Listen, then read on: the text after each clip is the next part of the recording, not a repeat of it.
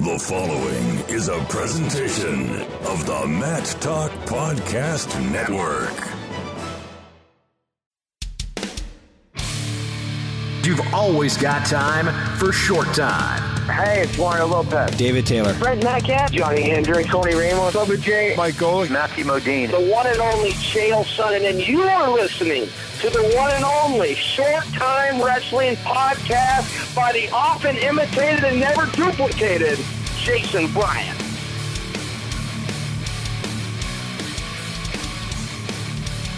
You know, last episode of the Short Time Wrestling Podcast, we just kind of went into things with Chael Sonnen as he was talking about Submission Underground and some of the things he's got on tap with the world of grappling and mixed martial arts. But right now, this is kind of the same thing I can do here with this episode as Shane Sparks is on the blower with us today, talking a little wrestling. Going to be talking a bunch of different things that he doesn't know about yet. But Shane, welcome back to the program.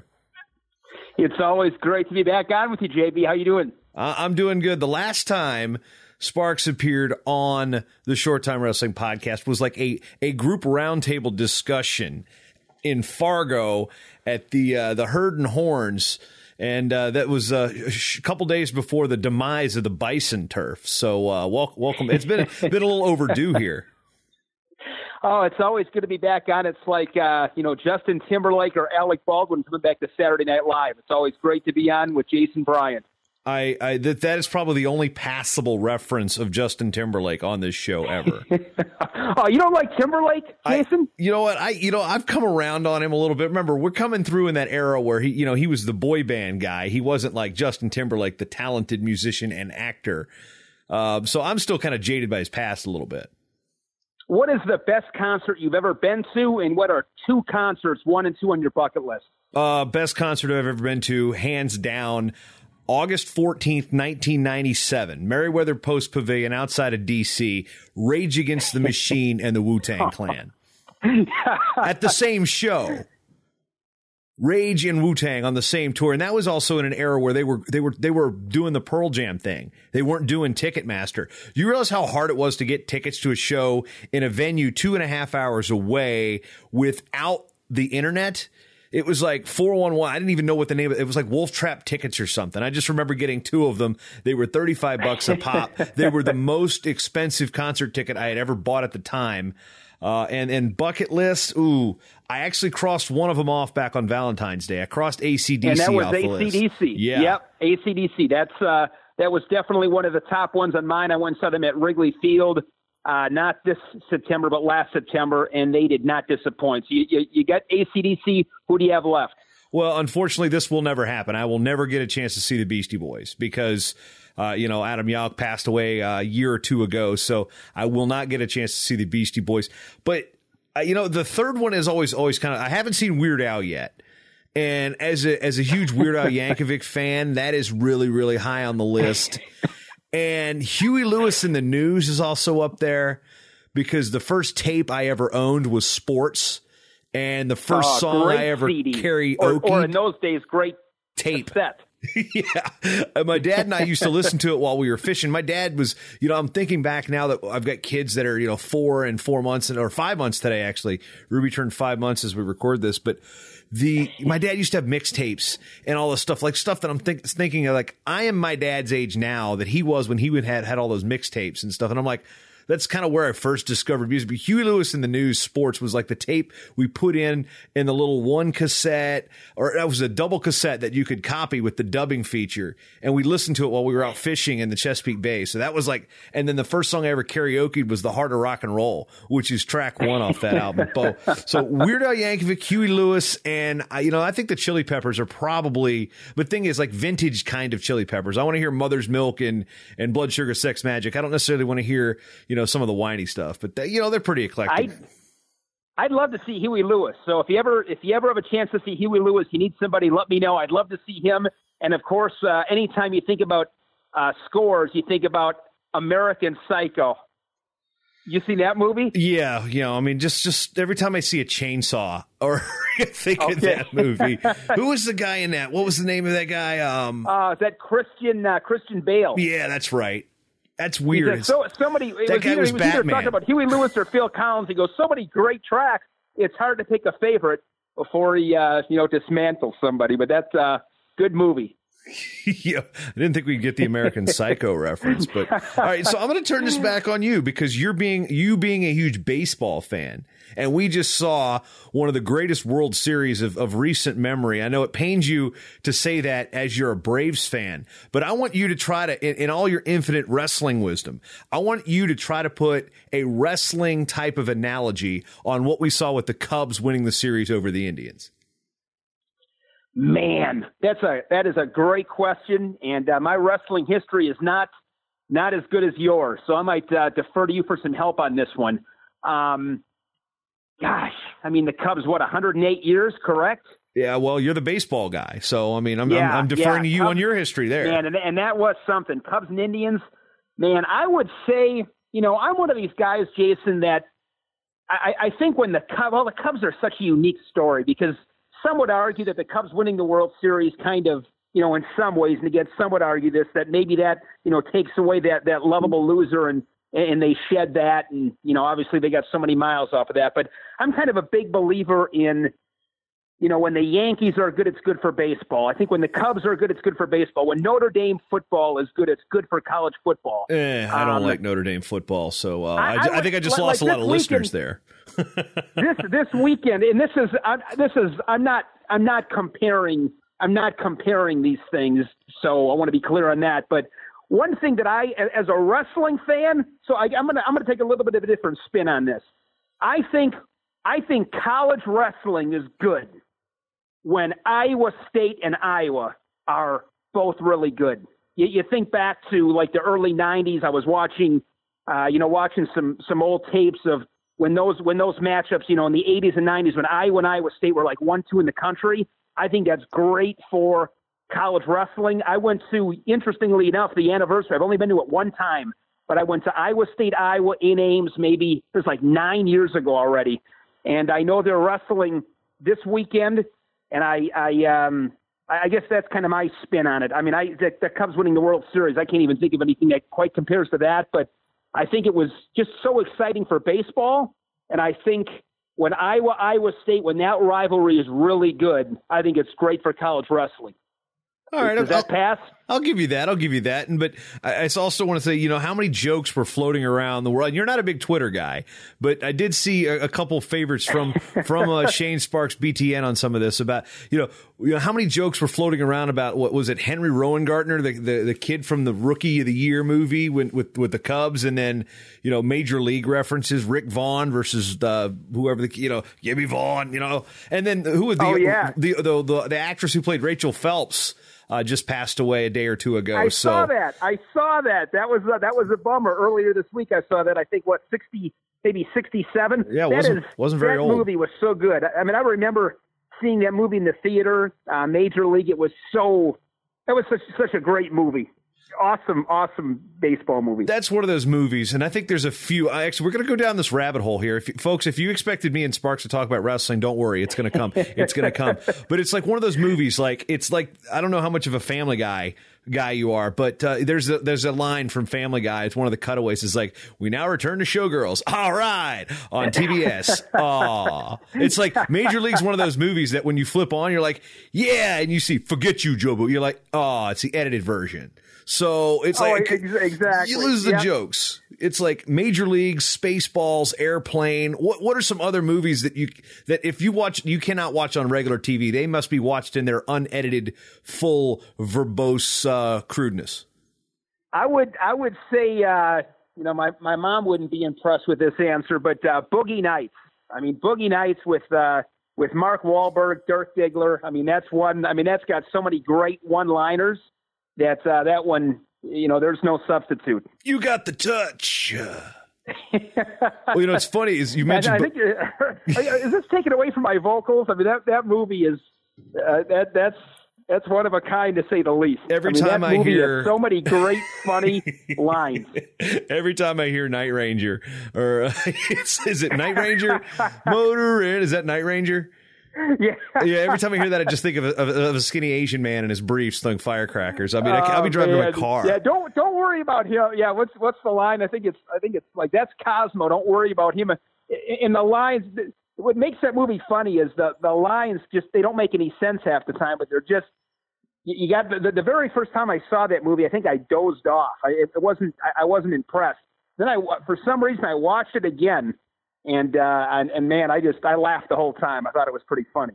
And a good little Boogie Nights story I'll throw in here real quick is my brother. This is years back. That movie came out in I think '97.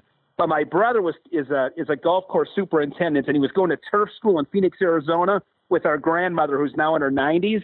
And I'll never forget him calling me up. He had a friend of his that wrestled at Gilbert High School, who was I think he was a state runner-up in Arizona, late 90s, but or mid 90s. But my brother calls me up and says, "You'll never believe it. Me and Brad, his buddy, just got done watching Boogie Nights, and Grandma was sitting in the rocking chair watching it with us." I'm like, "You got to be kidding me!" But yeah, that's right there with when I watched a couple of years back. I was with my mom, and my mom and I got a pretty good real good relationship. Pretty, she's only 20 years older than me, so she's a lot of fun. But I said it was like Sunday afternoon at I'm going to say it was like 5 p.m, and I'm like, "Yeah, Mom, there's this new movie that came out, and I really want to see it." And I'm like, "I'm going to go rent it. You want to watch a movie?" She's like, "Sure." So I'm all fired up. I want to watch this movie. I bring it back and I put it in, and it's The Wolf of Wall Street. And after like 30 seconds, I'm like, "Yeah, Mom, I'm pretty tired. I think I'm going to go to bed." That was that ranks right there with my mom watching Boogie Nights, or my brother watching Boogie Nights with Grandma. You never know what you're going to get. Oh man, I saw The Wolf of Wall Street. My wife is an extremely I guess down to earth, grounded person. She actually made an appearance on the show not that long ago, which actually got rave reviews, believe it or not. But she's not a huge fan of the vulgar language. I know that the first time I sat down and did, you do the girlfriend test with certain movies, like, I think wrestling people, like if she likes Vision Quest, you pass the girlfriend test. But this was Slapshot, and if you're a hockey fan, that movie is that is old time hockey. Eddie Shore, Toe Blake, the Hansons. But, she didn't really care for that. So I was really stunned that The Wolf of Wall Street actually came off like, I like that movie. So, geez, I mean, we used to play a drinking game in college with the Boondock Saints. Every time they dropped an F-bomb, you drink. You'd be, I mean, how hammered would you have been in the first 5 minutes? Oh man. Now we're diverging into drinking games. Okay. So, getting on wrestling things, and we haven't talked about this because, we haven't seen each other a whole lot since, but the Olympics, Shane, you had the opportunity to go down there. It was my second games, your first opportunity. And with the NBC Sports buying out Sport Engine, which had previously bought out Track Wrestling, you're in a unique situation where it was like, all right, let's hustle, let's go, let's get Shane to the Olympics. What was that whole experience like for you? Man, it was unbelievable is perhaps the most overused word there is, but it truly was unbelievable because, as you said, it did happen pretty fast. And just to go down there and experience our sport at the highest level was it was something I'll never forget. And I think just watching, I mean, the Iranian fans you want to see just awesome fans. The Iranian fans, I always remember them. I saw them at the World Cup a couple years back too, so got a little bit of a taste. But you get a real appreciation for what kind of commitment, sacrifice goes into being at that level. And it was a lot of fun. Then of course, Kyle Snyder, the cherry on top with the gold medal, Jaden Cox with the bronze, and obviously Helen, what she was able to do. And, then a guy like Jordan Burroughs, who, Jordan is probably I think the coolest guy I've ever met in wrestling. I have so much respect for him and what he represents, and to watch, I was the guy actually holding the camera when he was, just when he had got done wrestling and, broke down, was obviously understandably very emotional, but that was painful. I mean, that hurt watching that, but looking forward to seeing what happens with him. But it was great. It was a lot of fun.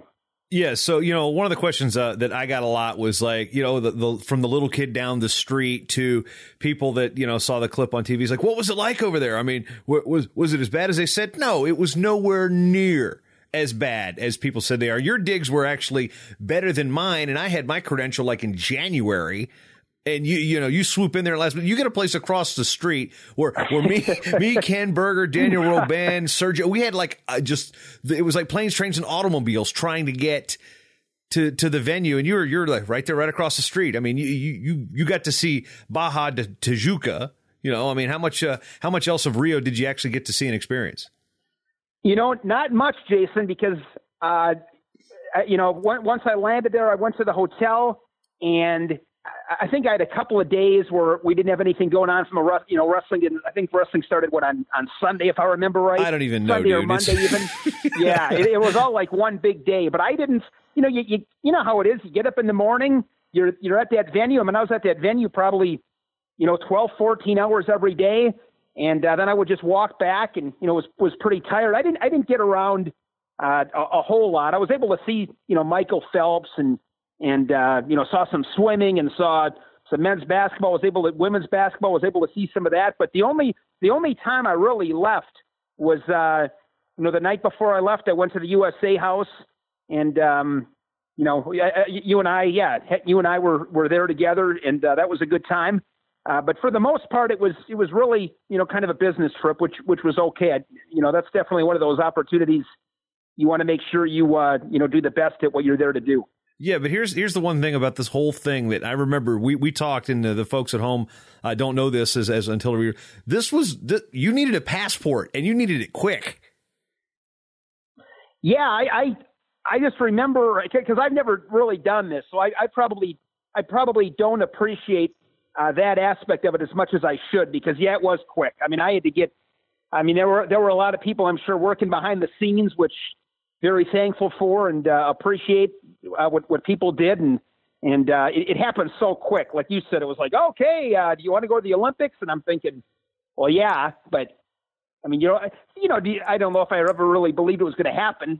At least this past Olympics, and it was great to be there. And one thing I'll remember probably more than anything was John Smith and I doing an interview in some like back parking lot, back by the NBC studios. Him and Jason Knapp were doing the broadcast for TV, and that to me was so cool. I mean, just because I made the comment to him. I said I was, I've always kind of been, you get a little intimidated, because at the end of the day, I mean, we're still wrestling fans, and it is John Smith. I mean, kind of a big deal.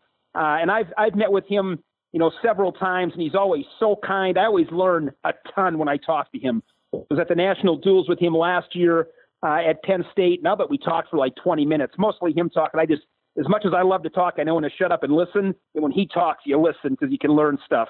But getting to do those interviews was a lot of fun. But that one with John Smith, I believe that was on a Sunday when the Olympics were almost over with. It was before Snyder was going to wrestle for his. I think that was just when he won his semifinal match. And that was, man. I mean, that stuff when you got to kind of pinch yourself. I'm sure you're the same way. There's certain times and you're like, man, this is pretty cool.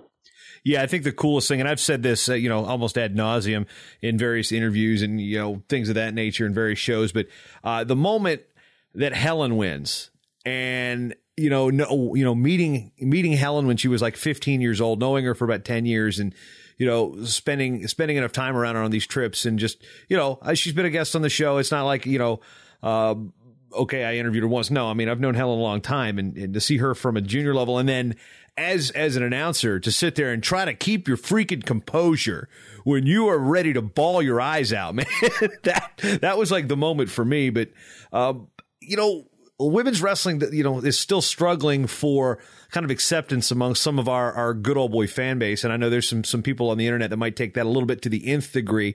But in terms of like, you and I sitting here talking, women's wrestling comes up in conversation, but it doesn't dominate our conversation. How much do you think a performance like Helen is going to, from your perspective, is going to say, hey, did you see that Helen Maroulis wrestle?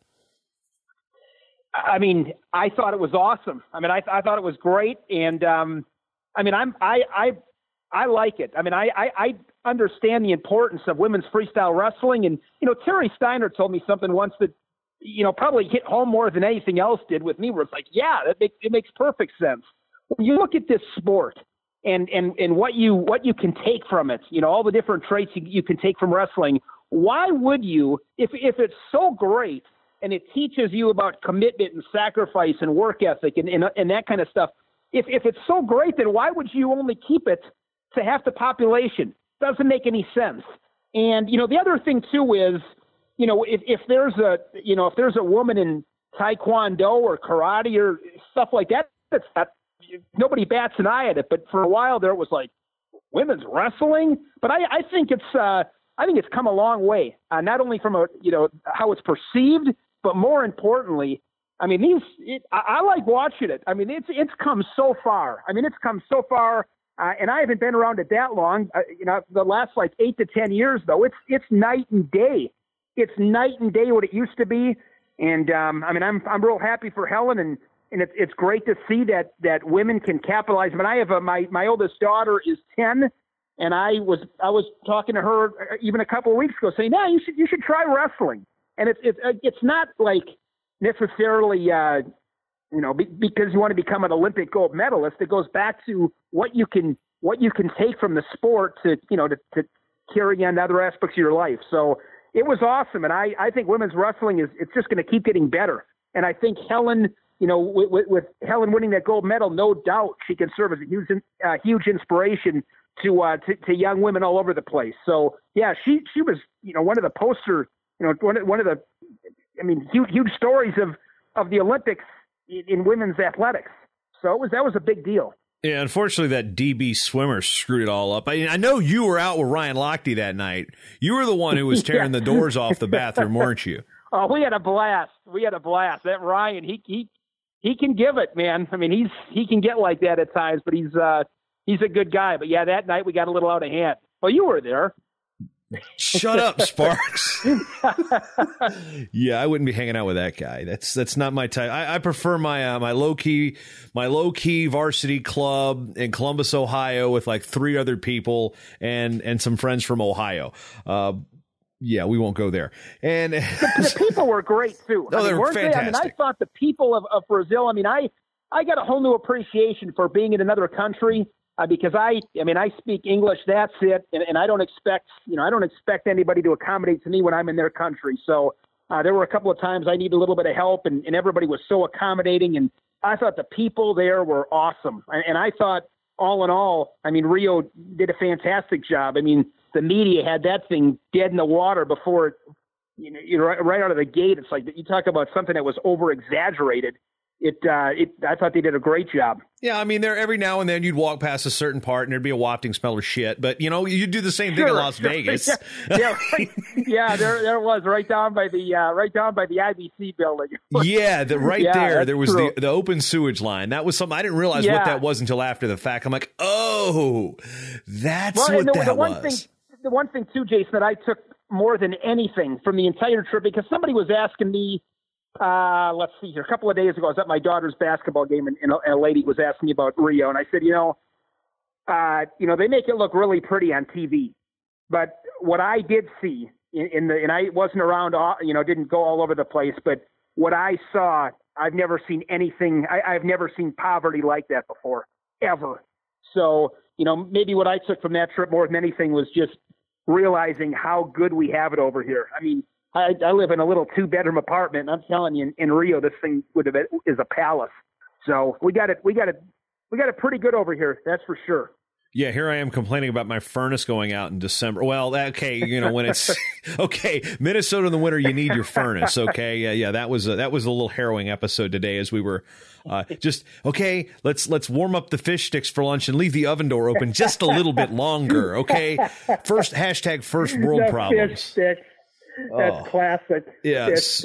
So there's one thing, one Olympic thing, everybody looks at some of these sports and be like, man, or these countries. I know Richard Immel is a huge fan of Burundi, with their country code BDI. Of course, he loves the Burundi. And you sometimes look and be like, okay, if there was some sport and it wouldn't be wrestling that I could be an Olympian at, what countries would you be eligible for? I'd be eligible for Germany and the Ukraine. Those are two that I can, with the way that it works, that's how far I can go down. You have any other countries you think you could compete for? And have you given it any thought? As far as like what my heritage is what you're asking? Yeah, because Alex Dolly's Hungary, grandfather was born on a boat, and he can compete for Ireland. I'm going Hungary. My great grandfather came over on the boat from Hungary, so maybe I'd qualify for them. All right. So Shane, here's our thing. We got to find a sport that nobody in America does. That's an Olympic sport. And you could represent Hungary. I could represent either Germany or Ukraine. Actually, I don't know if I want to try to get citizenship in Ukraine right now. It's kind of little, they got that little issue with Mother Russia over there. But, like if, I don't know, I would say if Dr. Mario was a sport, but my wife's been kicking my ass in that recently. We were doing the retro gaming thing, got an old, playing old Nintendo games right now. So maybe it's something we can find out. That old Nintendo's coming back. Dude, okay, let me tell you, I'm going to go through another rabbit hole real quick. I freaking loved my Nintendo. And I was always the kid. It's the best ever. It's the best thing there is. Well, I got it. I was the kid that got it after everybody else did. I didn't get a Nintendo until everybody else already had the Super Nintendo. Then I didn't get the Super Nintendo until everybody had what was next? Not the 64, but, I had a Super Nintendo. And then there's, I tried to hunt down the NES Classic. I tried to. And I was in Virginia that weekend. There were people lining up outside of Target at 3 a.m. to get them and Toys R Us. And it was all right, this sucks. So I researched it. I know about these little emulators and these ROMs, they call them, that people have been playing for years online. You can play Mario Brothers on your computer with a USB joystick. Well, I saw this thing. It's called a Raspberry Pi. It's like a little British-based type of little computer card. And I got this kit and I built it. And I downloaded the games, and I'm playing, I've got 50, 60 games, right now. And I think the key is you have to have previously owned them or own them legally. I'm not sure. And then some things are legally fair use because they're a certain time. But I've been playing, basic NES and Super Nintendo games. I did download Ken Griffey Jr. Baseball, which to me is the greatest baseball video game of all time. Maybe RBI Baseball. It's good, but I RBI Baseball. Okay, for NES, I'll give you that. I'm talking Super Nintendo. I think Griffey was my favorite because you could rename the players, and they were based on the stats, and the stadiums were very similar. And Steve Palermo was the voice, and it was you're out! And it was just man, hitting a ball over the green monster was incredibly tough in that game. Oh, yeah. I used to love – I played more RBI Baseball growing up, and I like the first one. And I'm not a Red Sox fan, but I'd be the Red Sox, and you'd have – Roger Clemens, Bruce Hurst, Bob Stanley, Kelvin Schiraldi, I believe were the pitchers. And then you had Spike Owen at short, Marty Barrett at second, Jim Rice, Rich Gedman, Boggs at third. Dave Henderson was on the Red Sox. RBI Baseball was the best. No, stop. You can never say Dave Henderson's name on this show ever again. Oh, that's right. You're an Angels fan, right? Yeah. So, 86, right? And 87. Remember when he went to Oakland? Dave Henderson. Yeah. Yeah, I remember that. That was I believe that was a Sunday afternoon, if I remember right. Sunday afternoon watching that I was 10 years old at the time, and man, what a postseason that was in '86. Yeah, that was really the first real year I remember watching baseball. My older sister lived in California. I'm an Angels fan, and up 3-1, and damn you, Dave Henderson. Then Donnie Moore. Oh, yeah. Donnie Moore. Yeah, did you hear Donnie Moore got killed last night? Oh, really? I didn't know he was pitching. You know how many times I heard that joke? You know how many times I still hear that joke? People don't know what happened. Donnie Moore gave up. Basically, Dave Henderson ended his career as a closer, and then he spiraled down the world of what happens when people blow leads, and he eventually ended up committing suicide. Very sad story, yeah, it didn't actually. end well. It didn't end well. Donnie Moore. Then the Angels. I remember that. The next year, the Angels and the A's, and Henderson's playing with the A's, and Henderson ends it on the last day of the season to win the pennant. He was on those A's teams that. Trying to think back, the A's in '90 got swept by the Reds. Jose Rijo was the MVP that year. Yeah, they swept. Yeah, because what was it? '88. Obviously, Gibson in '88 off Eckersley. '89, they beat the Giants in the Earthquake World Series in the end. Yeah, I think the Reds swept them. I think the Reds swept the A's in 4 in 90. Yeah, they did sweep them. Was that the year Bob Welsh won the Cy Young at like 27-3? Man, for Oakland? Yeah. Yeah, it would have been him or Stewart. I mean, they had that great rotation. I mean, that was those A's teams of the late 80s. I hated them so much. Stacked. Those were some great teams. Oh man, I hated Oakland's. That's like, if there's teams that I hate the most, the Washington Redskins, the entire NFC East, the Eagles, Giants, Skins, Cowboys. I hate them all. It was 90. He went 27. He went 27-6 in 90. Yeah. Let me ask you this, Jason. What is the first favorite team you ever had that you can remember? Like just the first favorite team for whatever reason you ever had? The Tampa Bay Buccaneers. And why was the Buccaneers? All right, so first or second grade, it was right around the same time I liked the Angels, but I remember it was football season. And my stepbrother, his uncle, Frank Emanuel, played in the NFL. He was actually on the cover of Sports Illustrated in 1966. He was the Miami Dolphins. I believe he was their first ever draft pick. Played for the University of Tennessee in an era. Yeah, he sacked Joe Namath in college when Namath was playing for Alabama. So at the time, Frankie, as we called him, he was like a football legend on the peninsula where I grew up, in Hampton, Newport News. And this is an area that produced Henry Jordan, Lawrence Taylor, Bruce Smith's from the other side of the water. I mean, there's a lot of NFL. I mean, Michael Vick, Allen Iverson, they're all from this area. So Frank Emanuel actually was, believe it or not, a state wrestling runner-up, too. I didn't know that until years later because I didn't know what wrestling was. Well, Frankie was I think he was a defensive line or a linebackers coach for the Buccaneers when I'm in the first or second grade. And he came up, and it was kind of weird because, like, my stepdad and my step-parent, my parents, with one of the blown up, relationships, like, they all got along, at least civilly. When you're a kid, you think, oh, it's cool that my dad and my stepdad are friends. You get older, you realize what that is. It's called it's what's it called? Tolerance. So I'm into football, and Frankie gave me a hat.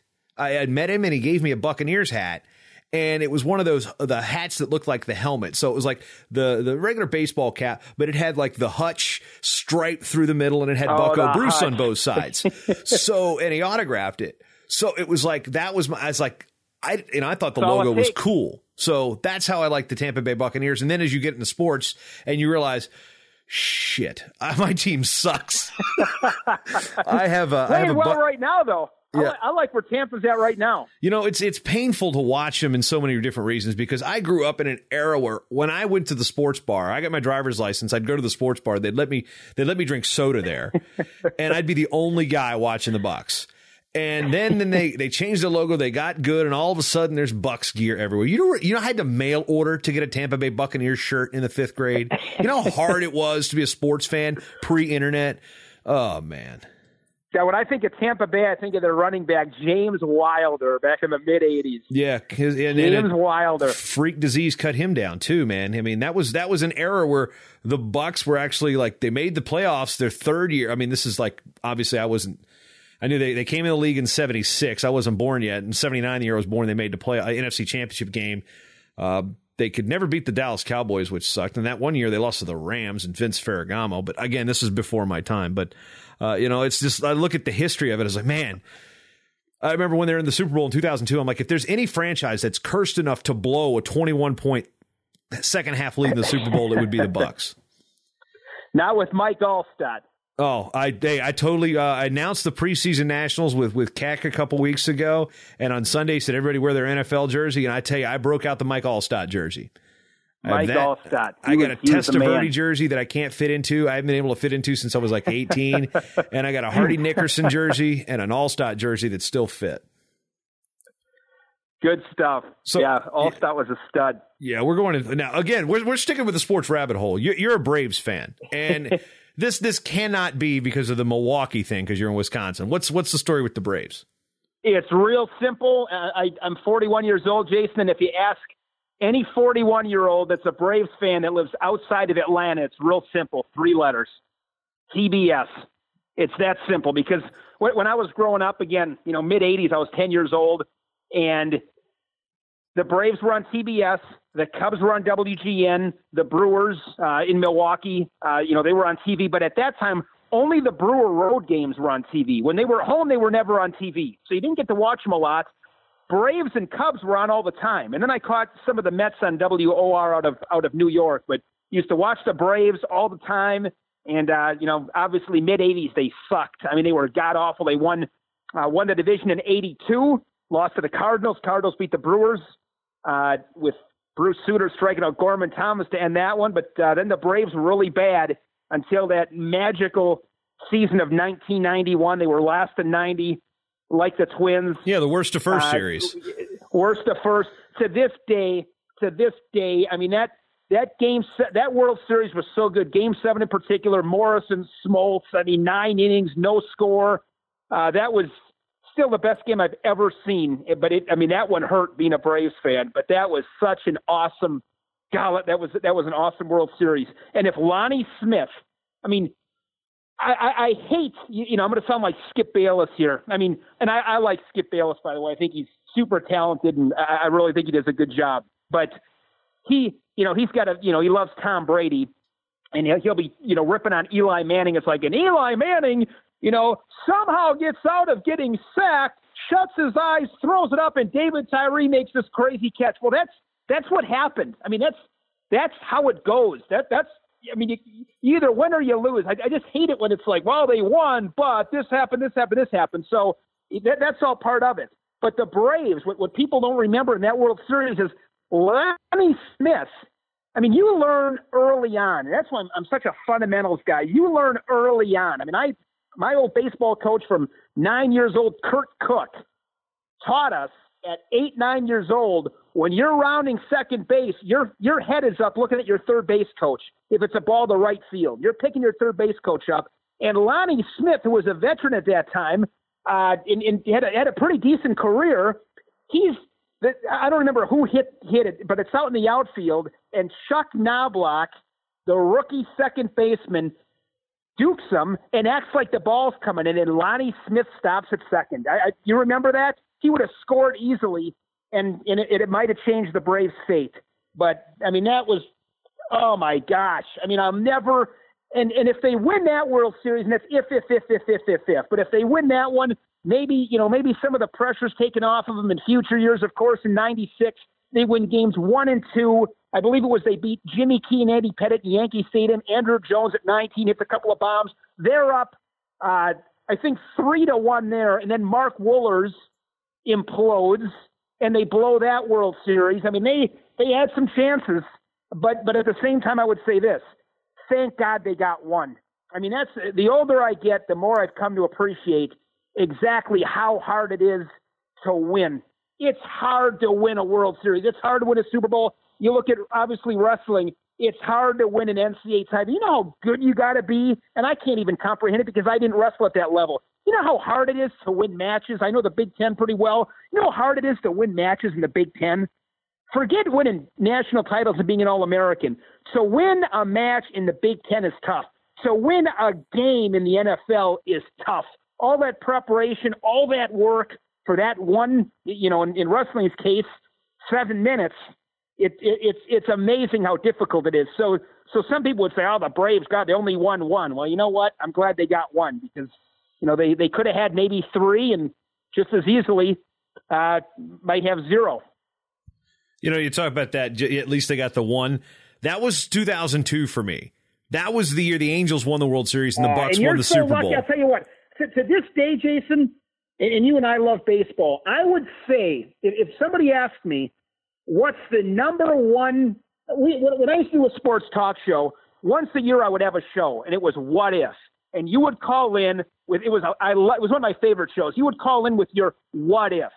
And I always, the one that I always would go to is, what if Mike Holmgren stayed in Green Bay? I think Favre would have won another Super Bowl or 2, which, again, to win 3 is tough because Mike Holmgren was such a good coach and Favre listened and, Favre was a coach's kid and the great ones love to be coached.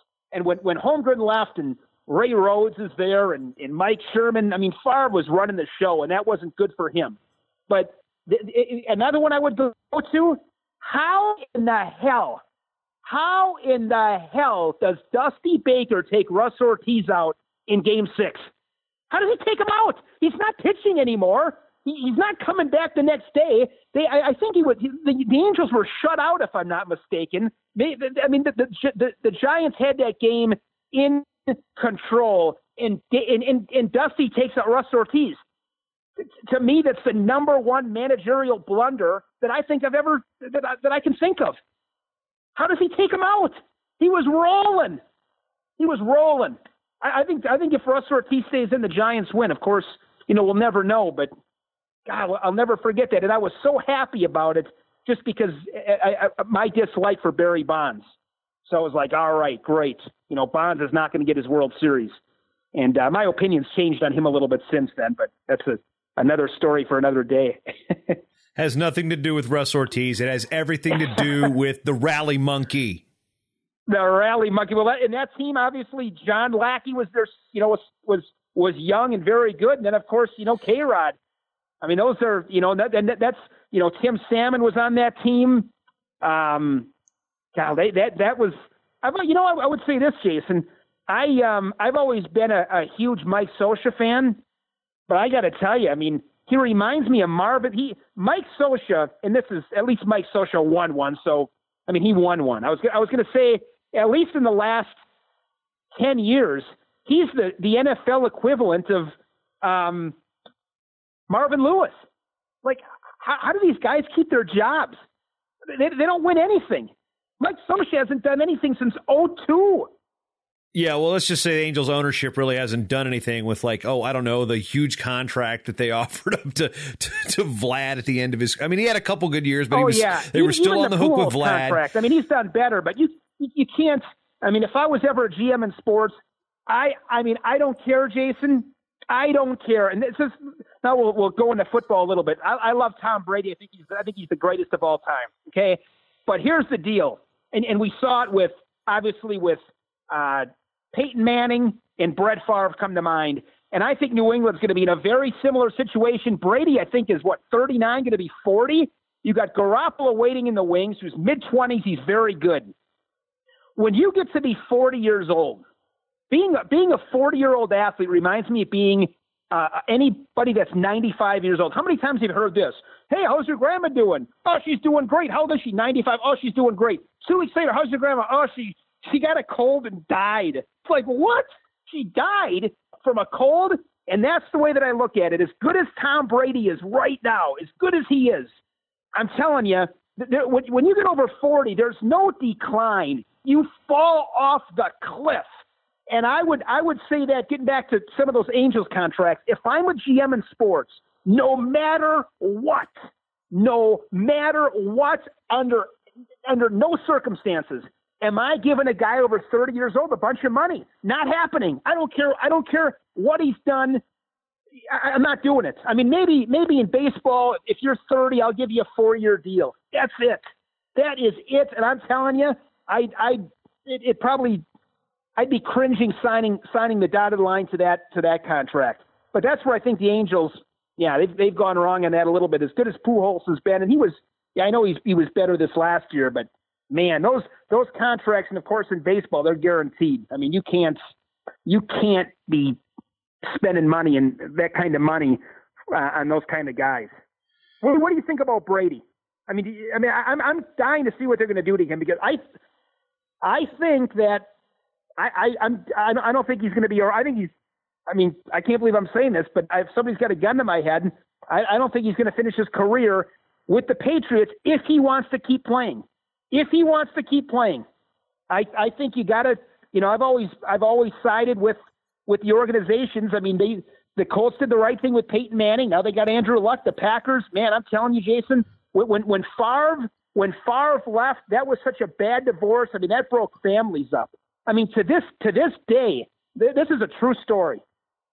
My girlfriend and I can talk about a lot of stuff, get into some good debates. That is one we don't talk about, because if we do, somebody's getting pissed off.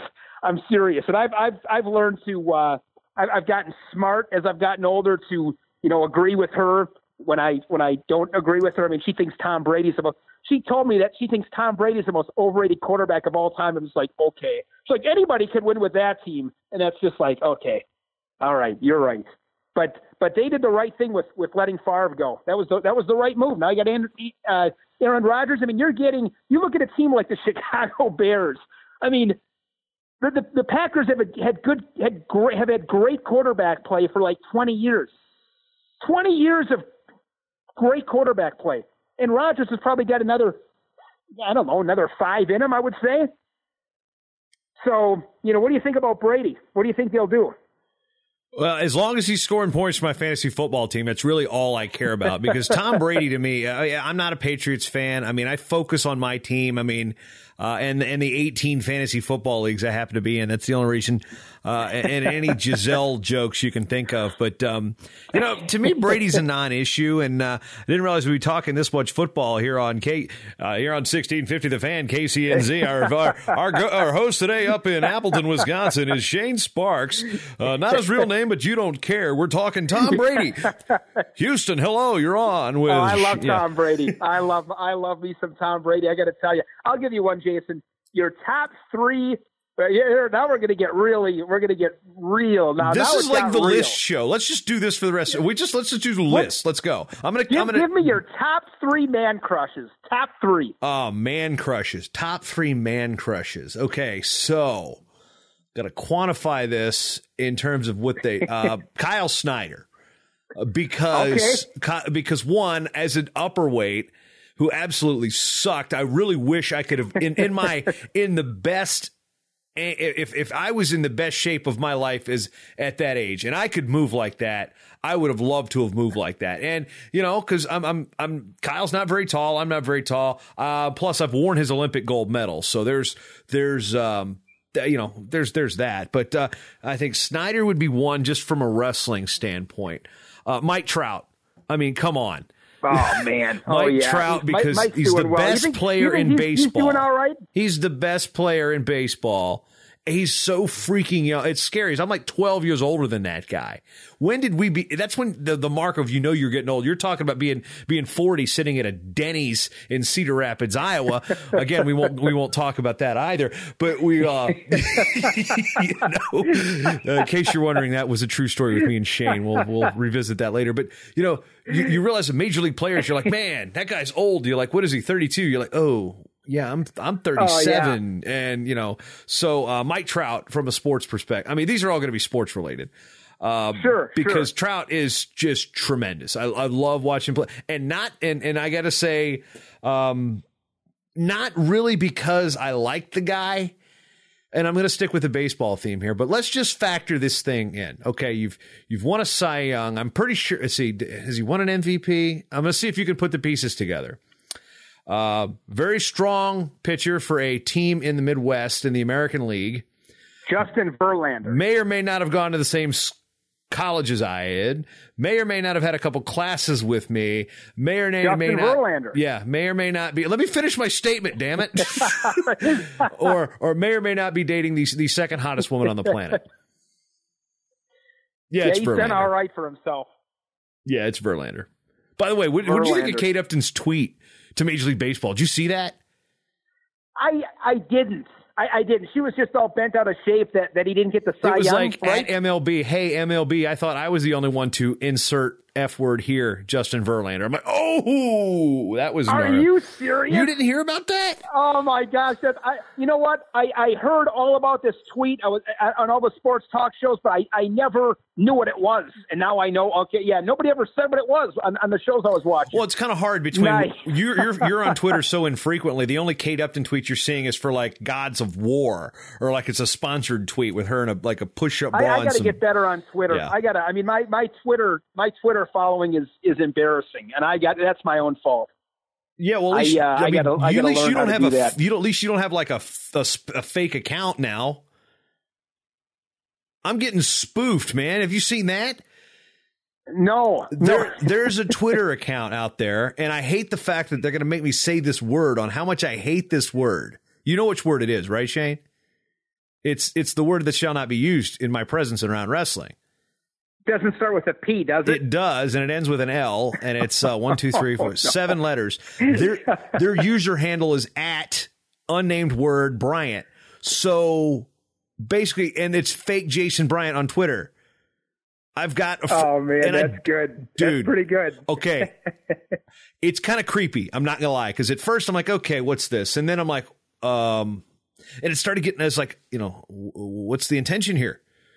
What do I think about this? Maybe you're somebody's man crush. Oh, that's scary.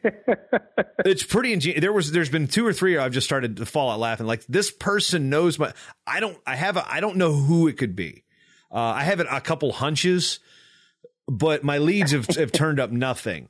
So yeah, wait till you get when you've hit it on Twitter when you've got basically a spoof account, a parody account.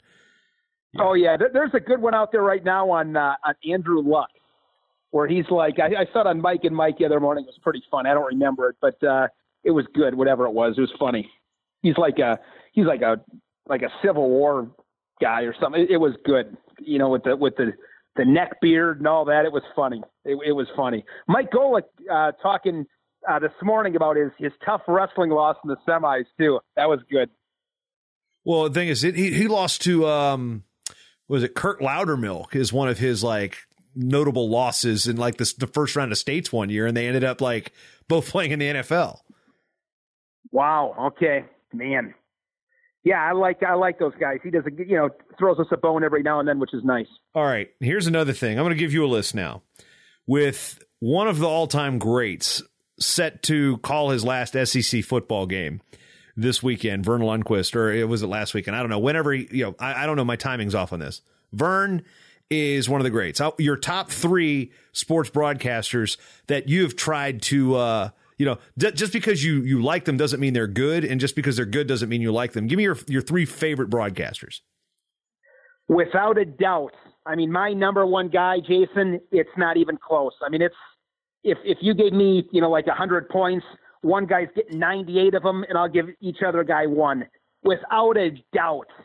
I mean, this guy has brought me to tears listening to him call a baseball game. It's Vin Scully.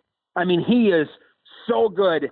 And, he's just so awesome. I mean, I marvel at his preparation, because I call him Vin Scully stats, and I love it because, Vin Scully will be calling the baseball game, and he might say, you might be up to bat, and it's like, yeah, the 2-1 pitch to Jason Bryant downstairs, 2-2. Of course, Jason Bryant, the son of a Piggly Wiggly bagger. I mean, it's like, where the hell does that come from? His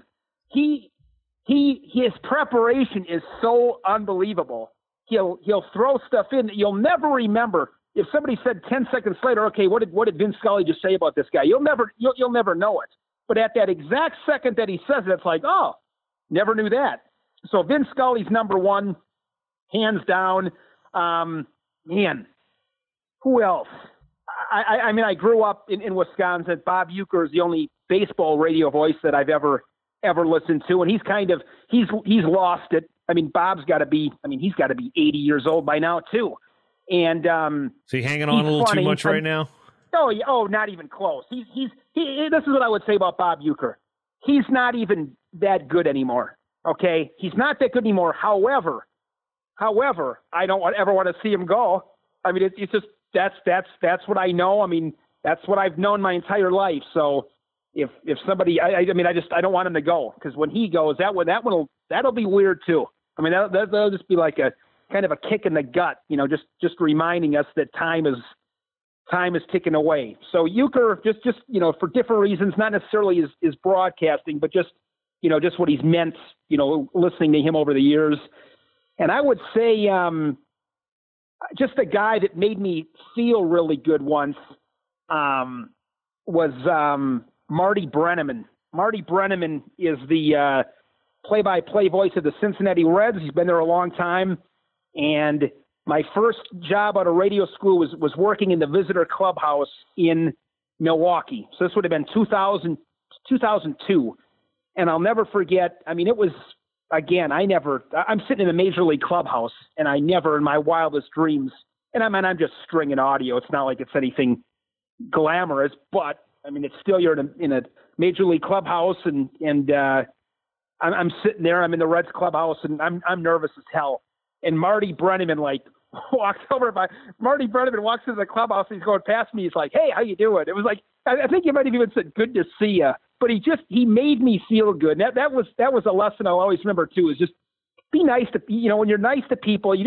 Marty Brennaman has no clue, and I've often wanted to get in touch with him and thank him, because that's a long time ago. I'll never forget how he made me feel that day. And it wasn't anything big, but I'll never forget it. And then when I did a sports talk show for 5 years, I had him as a guest once, and he was on the show, and he ended it with, he said, "You asked some fine questions, young man." And that was it. And I've just always liked him, just the way that he's treated me.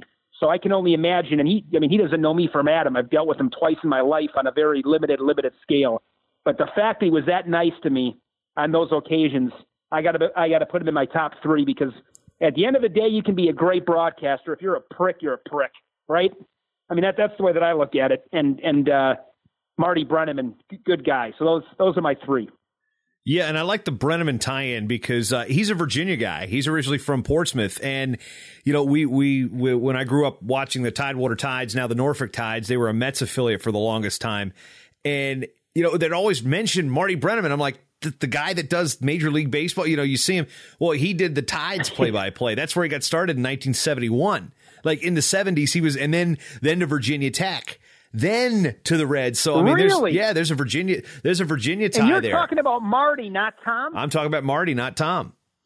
Okay. Yeah, because when you grow up in Virginia listening to sports talk radio, I actually called in an old radio show on my way to South Dakota State last week, and I was listening online. The guy I called in from the time I was in 5th grade, and it's like they always mention these guys, like Tom Brennaman and Marty Brennaman. The Brennaman, Marty specifically, but Tom the younger guy, but Tom Brennaman is, Marty, now you've got me confused. Marty Brennaman is broadcasting royalty in the state of Virginia. So sure. I like absolutely. that. Hall of Famer. He's fantastic. I'll give you another great guy. I'll give you one, Jason. Okay. I gotta kick somebody out of my top. I'm gonna probably have to kick Uecker out, as much as it pains me to do it. Well, it's because he was on Mr. Belvedere. That's a disqualifying offense. Oh yeah. Yep. Oh yeah. I'm going to give you another guy that I just from a skill set, I marvel at how good he is, because I don't know anything about hockey. All I know about hockey is you put the puck in the net. That's it. That's literally. I don't know what the blue line is. I don't know what icing is, offsides. I know none of that stuff. But and now he's the play-by-play voice of the Baltimore Orioles. But going back about 15 years. I'd be going through the channels, and I would stumble across a hockey game, and I'd listen to it. It'd be like, holy man, I've been watching this for 20 minutes. Gary Thorne. Gary Thorne is just, man, that guy is silk on a broadcast. Smooth. Love Gary Thorne. And he's also, I'll throw one past you, Jason. If you could broadcast anything, if you could broadcast any event, what would it be? What would you want to do? Single event or for a team? Single event or a team. Single event. Single event. Broadcast. And when I say broadcast, I mean broadcast, MC, PA. Well, the thing is, the PA and broadcasting are two totally different things. Exactly. They are. I'm not going to lie to say I think it would have been really cool to be the television guy for the NBC Olympics, but I got the opportunity to do the PA. To me, that type of event, I think is I had to confuse what channel are you going to be on? Oh, well, I'm in the background. As a PA announcer, you don't get the screen time typically. If there was an event to PA, honestly, because of my involvement in wrestling so much, I've kind of already done that. I've got the Olympics and NCAA Division I championships in Madison Square Garden. So from a wrestling standpoint, I can check those. I've already got them. From another sports perspective, do the PA. I need a time machine to do it, but a late 80s Mike Tyson boxing match, before Buffer really kind of exploded. Tyson yeah, like Mike Tyson at 20 years old. I would have loved to have been 86. Time warp me in there. And as far as television goes, man, you know, I'm such a huge fan of Vern Lundquist because did you watch his send off the other day? Did you watch? I missed it. So I'm gonna have to go back and check it out. I was sitting here watching it with my oldest son, who's almost 21, and I've always told myself, like, you should always show emotion in front of people. I think, I mean, I'm not very good at it, but I've always kind of wish I could get over that hump. And when they sent Vern off the other day, I couldn't help it. I mean, it was touching. They did a great job. I love Vern Lundquist, and of course, there's always people that, Vern Lundquist is horrible. It's like what? It's like Joe Buck. I mean, I don't understand these people. It's just my own opinion, but it's like, I had to turn the volume down because he was so bad. Like Packer fans are convinced that Joe Buck and Troy Aikman hate the Packers. It's like, how dumb are you? Really? They don't hate the Packers. That is nonsense. But I've always thought, Joe Buck's fine. I mean, do I think Joe Buck is Vin Scully? No. But I also, and you can understand this too, doing these, when you do this kind of work, trust me, it's not that easy. Believe me. It's not that easy. People act like, I could do that. No, I hate to break it to you, but no, you couldn't. No, you couldn't do it. It's very difficult. You add pressure. Pressure's the X factor. I mean, when that red light goes on, it's a whole new ball game. But Vern Lundquist is awesome. So you were saying, I'm sorry, go ahead you were talking about Vern. Yeah, because what I loved about Vern is in my early years of and I say this when I did a PA for all these sports in high school because I needed the experience. I didn't want to be just. I eventually ended up being pigeonholed into wrestling, not accidentally, but my point was I didn't want to be focused on one sport in high school. Like, being the basketball guy, I did 9 different sports. I had a broad rim. You can put Vern Lundquist into any situation. And, he calls the Masters and he calls SEC football. No, he's fantastic. That is just, so that kind of goes into the event that I would probably want to be TV for just because of my affinity for Vern is the Masters, even though I'm not a golf fan in any respect. But just that call with the Tiger Woods putt that's like, in your life. I mean, one of the most quintessential calls of all time, and it was golf, but it was Vern. But I will say this.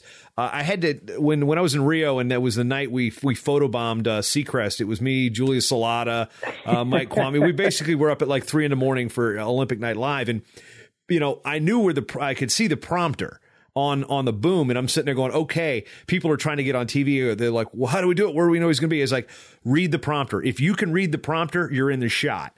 And watching, and believe it or not, I gained a lot of respect for Ryan Seacrest as a professional. He is extremely, extremely talented. Dude. I mean, he's phenomenal. He is so good. He just thinks on his feet. I mean, you could see, I'm reading the prompter. He's going off script when things go wrong. Prompter goes out. He's a pro. And it's one of those things like, you're right. When that red light goes on, Tristan Warner from Old Dominion, he's a multiple-time national qualifier. Well, he did a sideline for the ODU Southern Miss football game on American Sports Network, and I did something similar when I was a student. I did work for Comcast Sportsnet for their CAA basketball game of the week. And after when I see Tristan the next day at the Missouri ODU wrestling match, I was like, how'd you do, man? How'd you think? And he goes, dude, I was all prepared. And he said the exact same thing you did. He said, when that red light went on, I froze. It's a different ball game. And it happens. I mean, I remember the one, man, and I'll never forget it. I mean, I don't even like talking about it. We were doing a Big Ten match, Iowa at Minnesota, like 2 years ago. And I remember Jason doing the open, and I remember getting done with it thinking to myself, I have no clue what I just said. I have no idea. I was dying to get back and watch it on DVR because I thought I absolutely butchered it. And it worked out okay, but that was one of the strangest feelings I ever had because I was like, I have no clue what I said. I basically froze. It's interesting, and I don't do it enough. I wish I did a little bit more. It's not like I'm doing it 3-4 times a week where you really can really get good at something.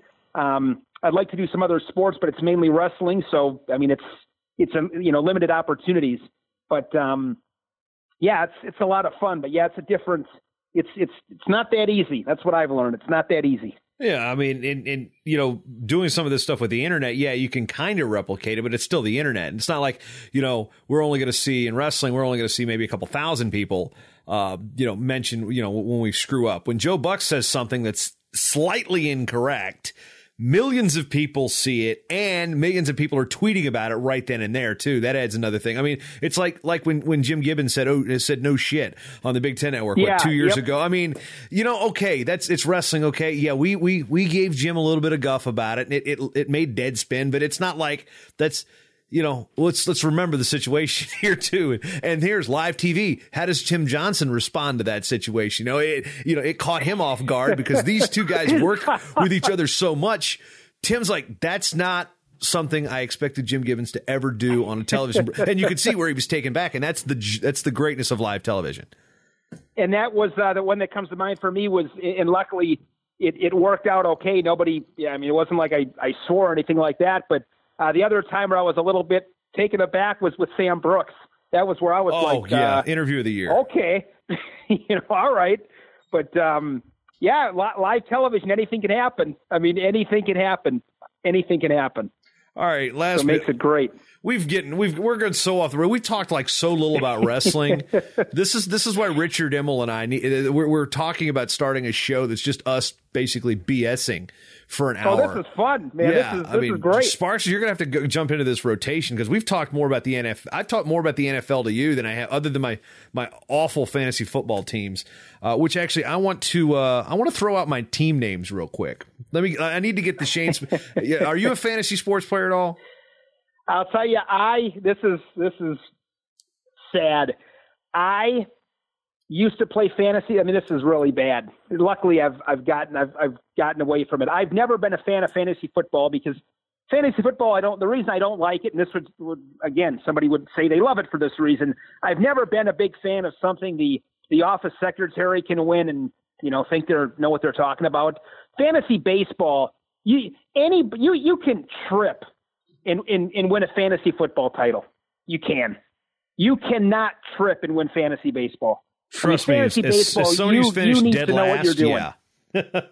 All right, so yeah. I used to play fantasy baseball, and I was so entrenched in it that it seriously controlled my moods all day. And I did it for about 5 or 6 years, and thank God I was able to say, you know what, Shane, you got to get a grip on yourself and get out of this. I mean, I would spend hours, and of course you can't control it.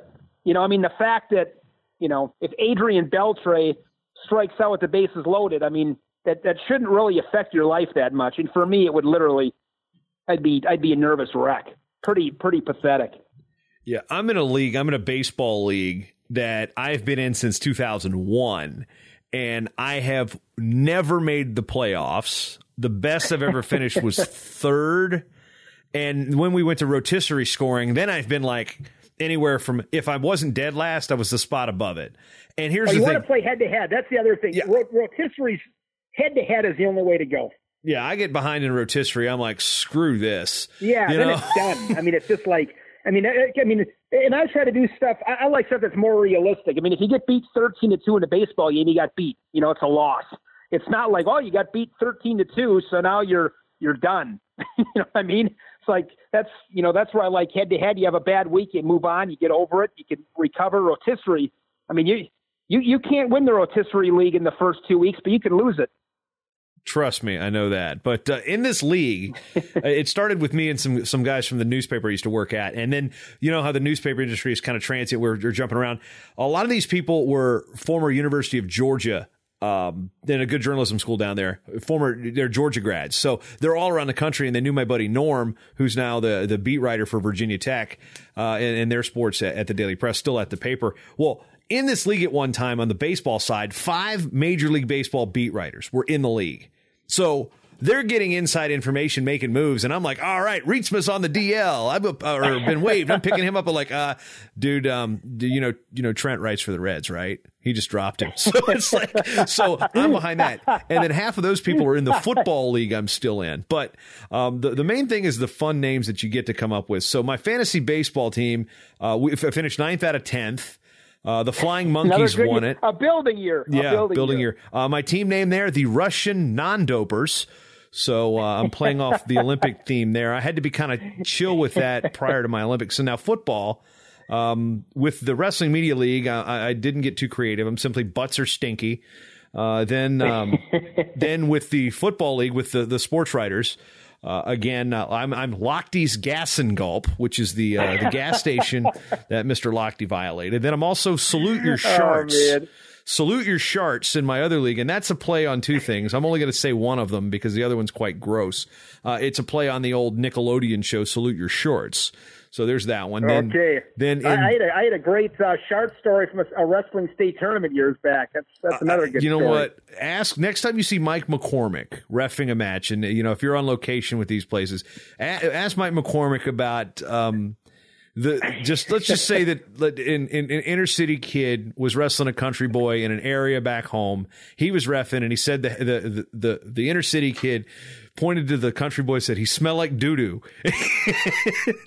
It's just there's a lot more to that, but yeah. So wow, how many rabbit holes can we go down here? Okay, so everybody's got a good story like that, though. Yeah, it's not. No, what are you talking about? It's never a good story. Everybody's got one. It's never a good story. It's always a bad story.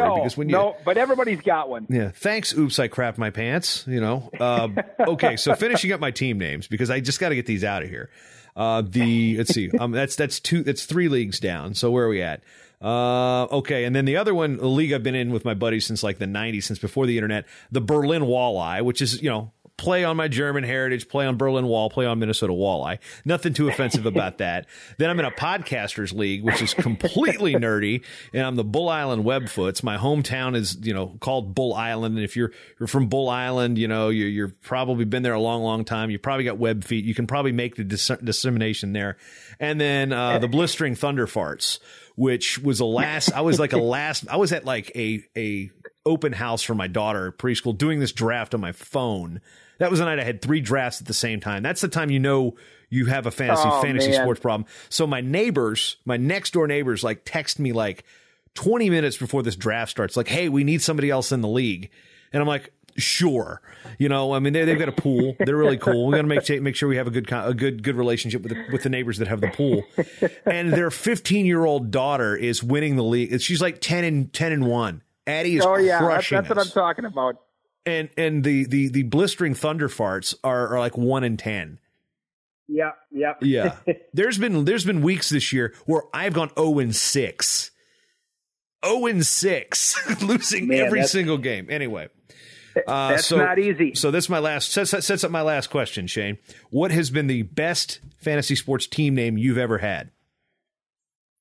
Jason, I'm one of these, I don't know if traditionalist is the right word. You would never find me in a jersey with my own name on it, ever.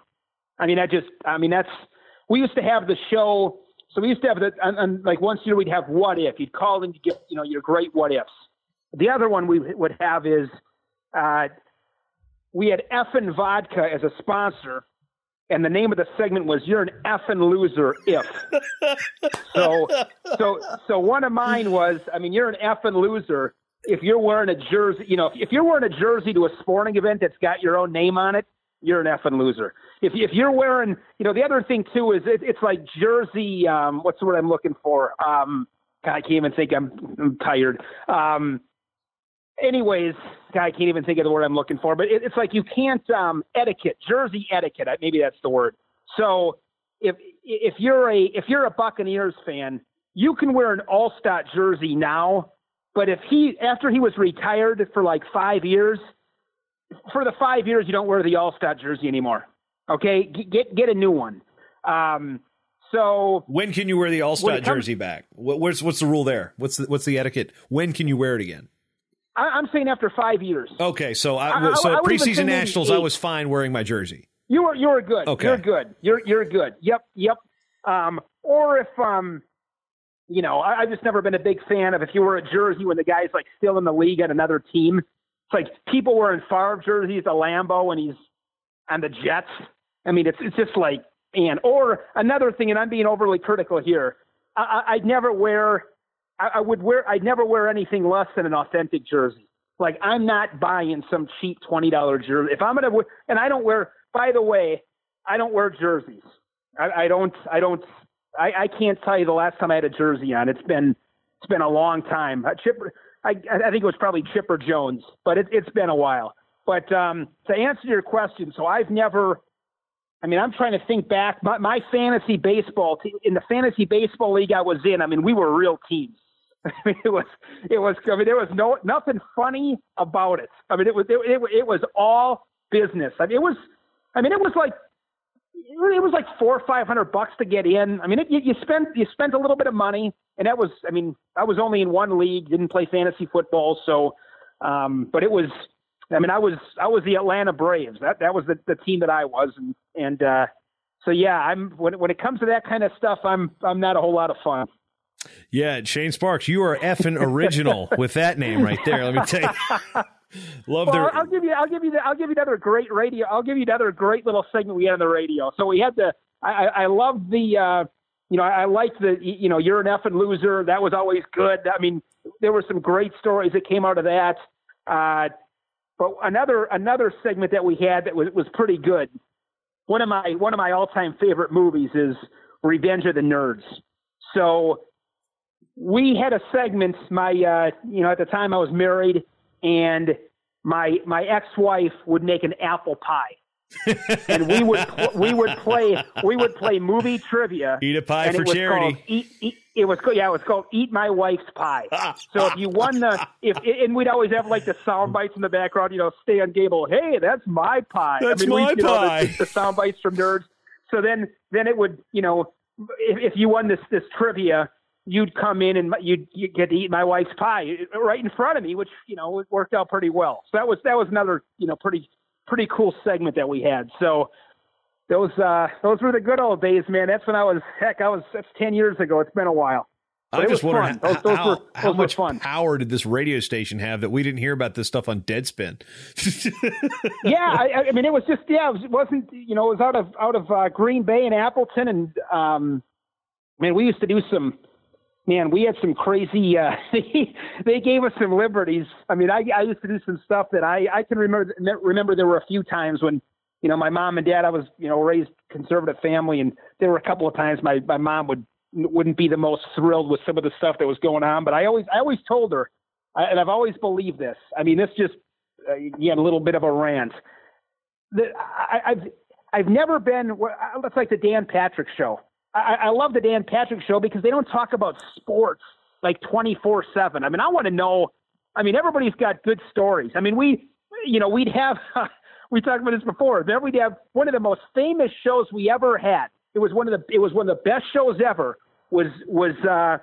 You'd call up with your best poop story, and like I said, everybody's got one. And I'm telling you, Jason, we'd be on the air for 3 hours. You couldn't get through 7 lines.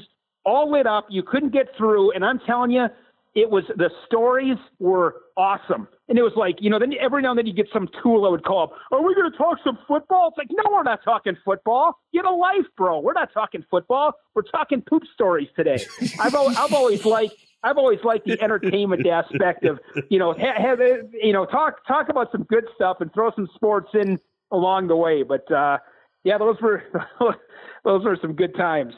It's kind of been basically the theme of this episode. We talked a little bit about wrestling. I remember thinking, when you were going to call me, I remember thinking to myself, man, I haven't, sometimes I do a little prep work when I know I'm going to be on your show, just, maybe look at the rankings, look at some results from the past first month of the season. And I'm like, man, I didn't research anything, but it looks like I'm going to get away with that. Yeah, I wrote down 4 things, four angles. We have touched on exactly 2: baseball and the Olympics. I haven't even touched on the Big Ten Network, and nor will I, because we're going to bring you back and talk wrestling here as we get into the season, and the work with Track Wrestling and Sport Engine. We're gonna table all that stuff, because. Yeah, well, we're in for a long haul here. Basically, folks, if you're listening, this is like what Emil and I do when we do a preview show. This is with there's no finish to this show. This was it. And it's funny you bring up the poo thing. I was a guest on a podcast, and they were talking about, they did this thing called a poo haiku. They wanted you to tell your story in the form of a haiku. And let's just say that they found mine interesting. They wanted me to have it on the show. Let's just say it dealt with a disc golf course, Lancaster, Pennsylvania, and a picnic table, and coming home commando. That's all I'm going to say. Oh, man. So anyway, I think everybody's got one. That's the best part about those stories. I mean, everybody's got them, and they're generally all pretty funny. I mean, they're all pretty good. I mean, there's nothing better than laughing, and those kind of topics if you can't laugh at that stuff, man, I feel sorry for you. And folks, if you like this show and you don't think it's pretty crappy, you can no, I'm just kidding. Anyway, but Shane, we're gonna let you roll. I gotta go. If you're still listening to this show, if you started listening to this and you're still listening to it, man, I got nothing for you. God bless you. Oh, that's Shane Sparks, ladies and gentlemen. I'm Jason Bryant, and in this case, I'm just going to shut the show down. I usually have like a little close where I come back and give a rant about where you can sign up and become a patron. And by the way, Shane, I updated my Fargo guide today, so those of you out there that have bought the Fargo Almanac in the past, check your email. If you bought it, there's a new update coming, Revision 11, with all the 2016 data. So that's like the only sales pitch. But Shane, for those who don't know, where can they find you on Twitter? And if you're going to do a good job, and if they want to talk about poop jokes and Tom Brady, where else can they find you? At Shane Sparks BTN. I believe that's the Twitter handle. I wouldn't put my life on it. I gotta start getting better at that. And I'm on Facebook. You can find me there. And it's always a pleasure, JB. I always have a lot of fun talking with you. Thanks for having me on. Yeah, you're the effing man, Shane.